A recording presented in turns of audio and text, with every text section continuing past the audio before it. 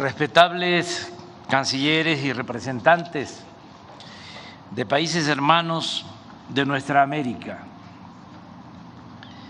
Agradezco la presencia de Isabel Allende, gran escritora chilena que nos acompaña en este acto para homenajear al libertador Simón Bolívar, recrear su proyecto de unidad entre los pueblos de América Latina y el Caribe y apoyarnos en la historia para enfrentar mejor el presente y el porvenir.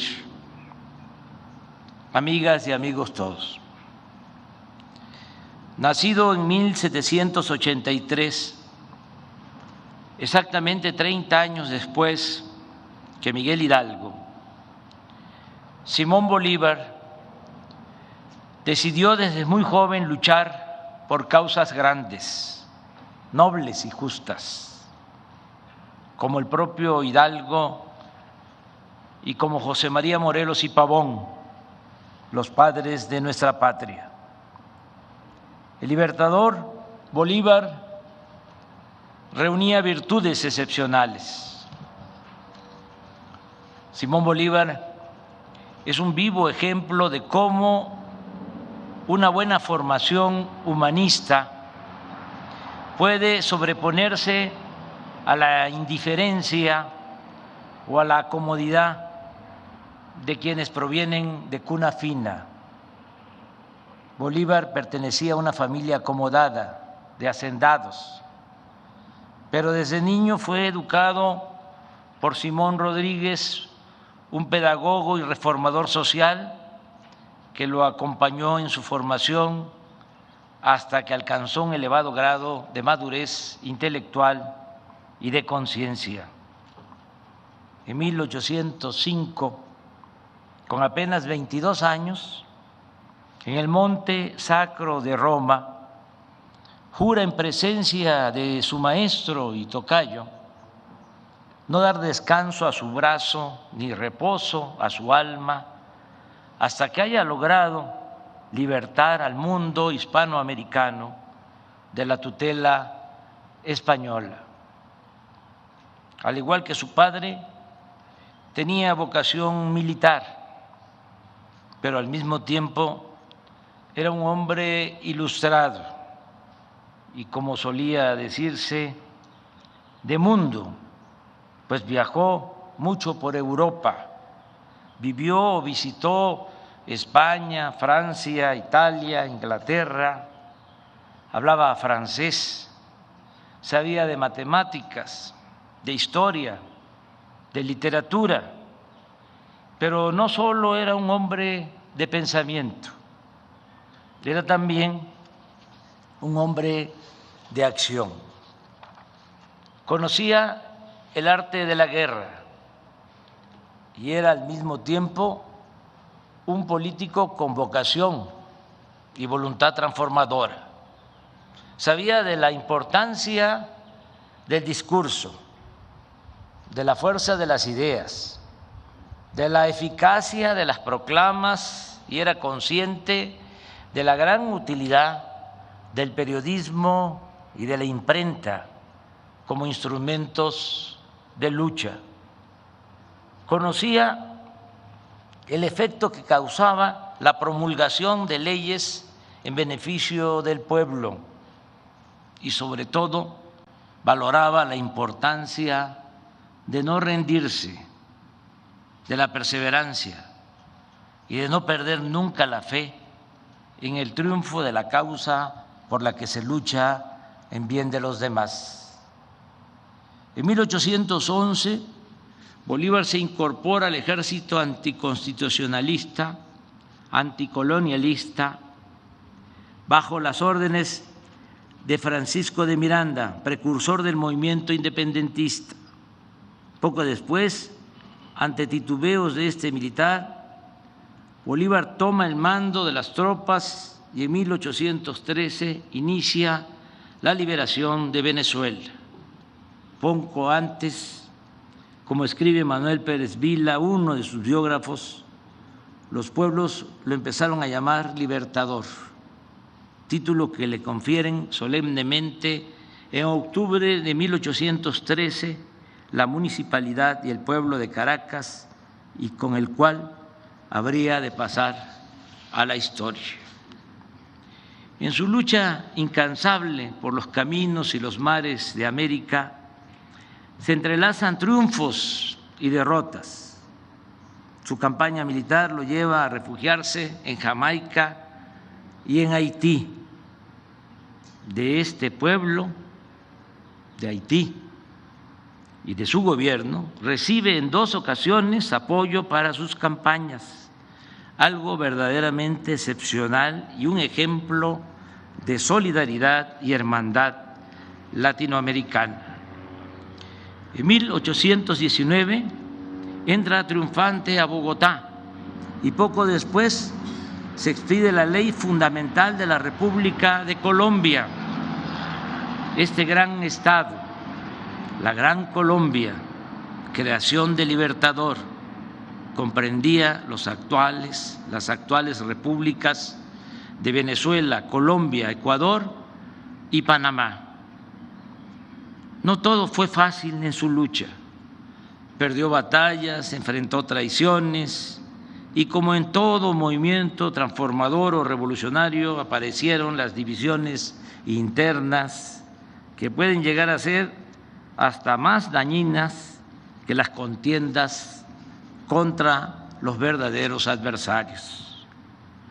En la lucha para liberar a los pueblos de nuestra América, Bolívar contó con el gran apoyo del general Antonio José de Sucre, y en 1822 se encontró en Guayaquil, Ecuador, con el general José de San Martín, otro ilustre titán de la independencia sudamericana. En ese entonces se constituyó la República Bolívar, hoy Bolivia, y se consuma la independencia de Perú. Por cierto, en la costa de este país, a principios de 1824, Bolívar se enferma y, a pesar de las malas noticias por traiciones y derrotas, se cuenta que desde el butaque, la silla donde estaba sentado, surgió la famosa exclamación: triunfar. Esta anécdota la hizo poesía el maestro Carlos Pellicer, quien lo admiraba con intensidad y vocación. Dice el verso: señor don Joaquín Mosquera, de cierta villa llegaba, apióse de su mula y al Libertador buscara, vieja silla de baqueta en la pared reclinada de una miserable casa, sobre de ella el cuerpo triste de Bolívar descansaba. Abrazóle don Joaquín con muy corteses palabras, el héroe del mundo nuevo apenas sí contestaba. Luego que el señor Mosquera las penas enumerara, le preguntó a don Simón: ¿y ahora qué va usted a hacer? Triunfar. El Libertador respondió con loca fe, y fue sólido silencio de admiración y de espanto. Luego de este aciago momento, el Libertador vivió muchos otros de igual desdicha. El último tramo de su existencia está marcado por las constantes divisiones en las filas liberales, que llevaran incluso a que en vísperas de su muerte Venezuela se proclamara Estado independiente de la Gran Colombia. El 17 de diciembre de 1830, el gran libertador Simón Bolívar cerró los ojos y ya no despertó. Pero como los grandes hombres cierran los ojos y se quedan velando, no se mueren del todo. La lucha por la integridad de los pueblos de nuestra América sigue siendo un bello ideal. No ha sido fácil volver realidad ese hermoso propósito. Sus obstáculos principales han sido el movimiento conservador de las naciones de América, las rupturas en las filas del movimiento liberal y el predominio de Estados Unidos en el continente. No olvidemos que casi al mismo tiempo que nuestros países se fueron independizando de España y de otras naciones europeas, fue emergiendo en este continente la nueva metrópoli de dominación hegemónica. Durante el difícil periodo de las guerras de independencia, inaugurado por lo general alrededor de 1810, los gobernantes estadounidenses, con óptica enteramente pragmática, siguieron los acontecimientos con sigiloso interés. Estados Unidos maniobró en diferentes tiempos conforme a un juego unilateral, cautela extrema al principio para no irritar a España, Gran Bretaña, la Santa Alianza, sin obstaculizar la descolonización que por momentos se veía dudosa. Sin embargo, hacia 1822, Washington inició el reconocimiento rápido de las independencias logradas a fin de cerrar el paso al intervencionismo extracontinental. Y en 1823, al fin, una política definida. En octubre, Jefferson, progenitor de la Declaración de Independencia y convertido para entonces en una especie de oráculo, dio respuesta por carta a una consulta que sobre la materia le hiciera el presidente Monroe. En un párrafo significativo, Jefferson dice: nuestra primera y fundamental máxima debería ser la de jamás mezclarnos en los embrollos de Europa. La segunda, nunca permitir que Europa se inmiscuya en los asuntos de este lado del Atlántico. En diciembre, Monroe pronunció el famoso discurso en el que quedó delineada la doctrina que lleva su nombre, la consigna de América para los americanos. Terminó de desintegrar a los pueblos de nuestro continente y destruir lo edificado, lo material, por Bolívar. A lo largo de casi todo el siglo XIX se padeció de constantes ocupaciones, desembarcos, anexiones, y a nosotros nos costó la pérdida de la mitad de nuestro territorio con el gran zarpazo de 1848. Esta expansión territorial y bélica de Estados Unidos se consagra cuando cae Cuba, el último bastión de España en América, en 1898, con el sospechoso hundimiento del acorazado Maine en La Habana, que da lugar a la enmienda Platt y a la ocupación de Guantánamo. Es decir, para entonces Estados Unidos había terminado de definir su espacio físico vital en toda América. Desde aquel tiempo, Washington nunca ha dejado de realizar operaciones abiertas o encubiertas contra los países independientes situados al sur del río Bravo. La influencia de la política exterior de Estados Unidos es predominante en América. solo existe un caso especial, el de Cuba, el país que durante más de medio siglo ha hecho valer su independencia, enfrentando políticamente a los Estados Unidos. Podemos estar de acuerdo o no con la Revolución cubana y con su gobierno, pero al haber resistido 62 años sin sometimiento, es toda una hazaña. Puede que mis palabras provoquen enojo en algunos o en muchos, pero como dice la canción de René Pérez Joglar, de Calle 13, yo siempre digo lo que pienso. En consecuencia, creo que por su lucha en defensa de la soberanía de su país, el pueblo de Cuba merece el premio de la dignidad.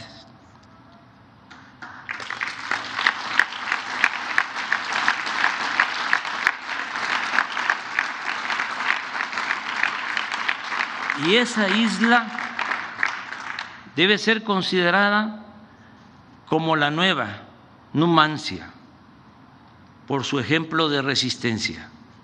Y pienso que por esa misma razón debiera ser declarada Patrimonio de la Humanidad. Pero también sostengo que ya es momento de una nueva convivencia entre todos los países de América, porque el modelo impuesto hace más de 2 siglos está agotado, no tiene futuro ni salida, ya no beneficia a nadie. Hay que hacer a un lado la disyuntiva de integrarnos a Estados Unidos o de oponernos en forma defensiva. Es tiempo de expresar y de explorar otra opción, la de dialogar con los gobernantes estadounidenses y convencerlos y persuadirlos de que una nueva relación entre los países de América es posible. Considero que en la actualidad hay condiciones inmejorables para alcanzar este propósito de respetarnos y caminar juntos sin que nadie se quede atrás.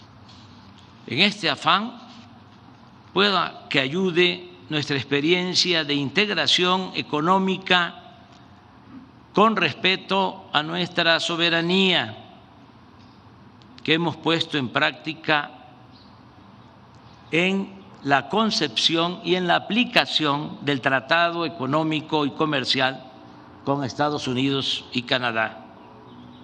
Obviamente no es poca cosa tener de vecino a una nación como Estados Unidos. Nuestra cercanía nos obliga a buscar acuerdos y sería un grave error ponernos con Sansón a las patadas. Pero al mismo tiempo tenemos poderosas razones para hacer valer nuestra soberanía y demostrar con argumentos, sin balandronadas, que no somos un protectorado, una colonia o su patio trasero. Además, con el paso del tiempo, poco a poco se ha ido aceptando una circunstancia favorable a nuestro país. El crecimiento desmesurado de China ha fortalecido en Estados Unidos la opinión que debemos de ser vistos como aliados y no como vecinos distantes. El proceso de integración se ha venido dando desde 1994, cuando se firmó el primer tratado, que aún incompleto porque no abordó la cuestión laboral como el de ahora, permitió que se fueran instalando plantas de autopartes del sector automotriz y de otras ramas, y se han creado cadenas productivas que nos hacen indispensables mutuamente. Puede decirse que hasta la industria militar de Estados Unidos depende de autopartes que se fabrican en México. Esto no lo digo con orgullo, sino para subrayar la interdependencia existente. Pero hablando de este asunto, como se lo comenté al presidente Biden, nosotros preferimos una integración económica con dimensión soberana con Estados Unidos y Canadá, a fin de recuperar lo perdido con respecto a la producción y el comercio con China, que seguirnos debilitando como región y tener en el Pacífico un escenario plagado de tensiones bélicas. Para decirlo en otras palabras, nos conviene que Estados Unidos sea fuerte en lo económico y no solo en lo militar. Lograr este equilibrio y no la hegemonía de ningún país es lo más responsable y lo más conveniente para mantener la paz en bien de las generaciones futuras y de la humanidad. Antes que nada, debemos ser realistas y aceptar, como lo planteé en el discurso que pronuncié en la Casa Blanca en julio del año pasado, que mientras China domina 12.2% del mercado de exportación y servicios a nivel mundial, Estados Unidos solo lo hace en 9.5%. Y este desnivel viene de hace apenas 30 años, pues en 1990 la participación de China era de 1.3% y la de Estados Unidos de 12.4%. Imaginemos si esta tendencia de las últimas 3 décadas se mantuviera, y no hay nada que legal o legítimamente pueda impedirlo. En otros 30 años, para el 2051, China tendría el dominio del 64.8% del mercado mundial y Estados Unidos entre el 4 y 10%, lo cual, insisto, además de una desproporción inaceptable en el terreno económico, mantendría viva la tentación de apostar a resolver esta disparidad con el uso de la fuerza, lo que nos pondría en peligro a todos. Podría suponerse de manera simplista que corresponde a cada nación asumir su responsabilidad, pero tratándose de un asunto tan delicado y entrañable, con respeto al derecho ajeno y a la independencia de cada país, pensamos que lo mejor sería fortalecernos económica y comercialmente en América del Norte y en todo el continente. Además, no veo otra salida. No podemos cerrar nuestras economías ni apostar a la aplicación de aranceles a países exportadores del mundo, y mucho menos debemos declarar la guerra comercial a nadie. Pienso que lo mejor es ser eficientes, creativos, fortalecer nuestro mercado regional y competir con cualquier país o con cualquier región del mundo. Desde luego, esto pasa por planear conjuntamente nuestro desarrollo, nada de dejar hacer o dejar pasar. Deben definirse de manera conjunta objetivos muy precisos, por ejemplo, dejar de rechazar a los migrantes, jóvenes en su mayoría, cuando para crecer se necesita de fuerza de trabajo que en realidad no se tiene con suficiencia ni en Estados Unidos ni en Canadá. ¿Por qué no estudiar la demanda de mano de obra y abrir ordenadamente el flujo migratorio? Y en el marco de este nuevo plan de desarrollo conjunto deben considerarse la política de inversión, lo laboral, la protección al medio ambiente y otros temas de mutuo interés para nuestras naciones. Es obvio que esto debe implicar cooperación para el desarrollo y bienestar de todos los pueblos de América Latina y el Caribe. Es ya inaceptable la política de los últimos 2 siglos, caracterizada por invasiones para poner o quitar gobernantes al antojo de la superpotencia. Digamos adiós a las imposiciones, las injerencias, las sanciones, las exclusiones y los bloqueos. Apliquemos, en cambio, los principios de no intervención, autodeterminación de los pueblos y solución pacífica de las controversias. Iniciemos en nuestro continente una relación bajo la premisa de George Washington, según la cual las naciones no deben aprovecharse del infortunio de otros pueblos. Estoy consciente que se trata de un asunto complejo que requiere de una nueva visión política y económica. La propuesta es ni más ni menos que construir algo semejante a la Unión Europea, pero apegado a nuestra historia, a nuestra realidad y a nuestras identidades. En ese espíritu no debe descartarse la sustitución de la OEA por un organismo verdaderamente autónomo, no lacayo de nadie, sino mediador a petición y aceptación de las partes en conflicto en asuntos de derechos humanos y de democracia.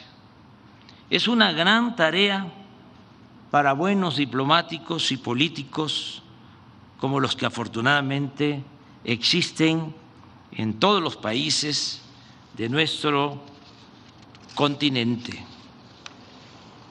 Lo aquí planteado puede parecer una utopía, sin embargo, debe considerarse que sin el horizonte de los ideales no se llega a ningún lado y que en consecuencia vale la pena intentarlo. Mantengamos vivo el sueño de Bolívar. Muchas gracias.